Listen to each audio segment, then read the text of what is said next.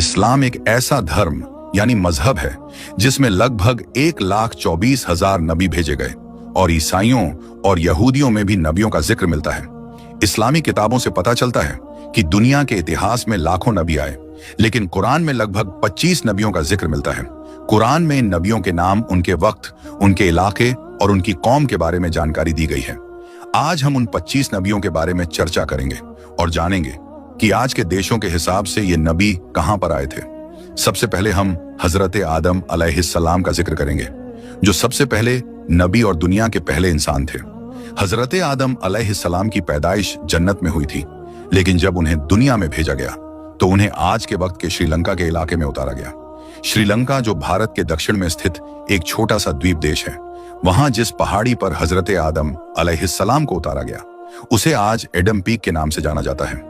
यह पहाड़ी, जिसे श्रीपदा के नाम से भी जाना जाता है, श्रीलंका की धार्मिक और सांस्कृतिक विरासत का यह हिस्सा है। इस लिस्ट में अगला नाम हजरत इदरीस अलैहिस्सलाम का है, जिनका ताल्लुक बेबीलोन से था, जो आज के इराक में स्थित है। हजरत इदरीस अलैहिस्सलाम ने भी बाकी नबियों की तरह अपनी कौम को बुरे काम छोड़कर अच्छे काम करने की दावत दी। उन्होंने लोगों को एक अल्लाह की इबादत करने का हुक्म दिया और इबादत के कुछ खास तरीके सिखाए। उन्होंने खास दिनों में रोजे रखने और अपने माल का कुछ हिस्सा खैरात करने का भी हुक्म दिया। लेकिन उनके साथ भी वही हुआ जो दूसरे नबियों के साथ हुआ था। उनकी कौम ने उनके साथ बुरा सलूक किया, जिसकी वजह से हजरत इदरीस अलैहिस्सलाम ने अपने मानने वालों के साथ हिजरत की आज के मिस्र के इलाके की तरफ। इस लिस्ट में अगला नाम हजरत नूह अलैहिस्सलाम का है, जिसे आदम सानी भी कहा जाता है। हजरत नूह अलैहिस्सलाम के दौर में, जब उनकी कौम बहुत ही ज्यादा बिगड़ गई थी और किसी भी बात को सुनने को तैयार नहीं थी, तब अल्लाह की तरफ से एक बहुत बड़ा पानी का अजाब आया। इस अजाब में सब कुछ खत्म हो गया, सिवाय एक कश्ती के और उसमें सवार कुछ लोगों और जानवरों के। ये कश्ती वही थी जिसे तूफान आने से पहले हजरत नूह अलैहिस्सलाम को बनाने का हुक्म दिया गया था और इसमें सवार होने का भी हुक्म दिया गया था।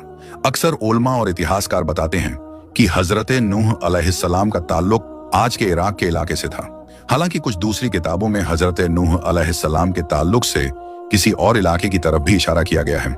हैरानी की बात यह है कि नई रिसर्च में कुछ उलमा ये भी कहते हैं कि मुमकिन है हजरत नूह अलैहिस्सलाम का ताल्लुक भारत के इलाके से हो। इसका कारण यह है कि भारत के पुराने धर्मों की बहुत सारी ऐतिहासिक कहानियां और कल्चर यानी संस्कृति हजरत नूह अलैहिस्सलाम के दौर की चीजों से मिलती जुलती है। अगला नाम हजरत हूद अलैहिस्सलाम का है। कुरान और धार्मिक किताबों में यह बताया गया है कि हजरत हूद अलैहिस्सलाम को अरब के बिल्कुल दक्षिणी हिस्से की तरफ भेजा गया था।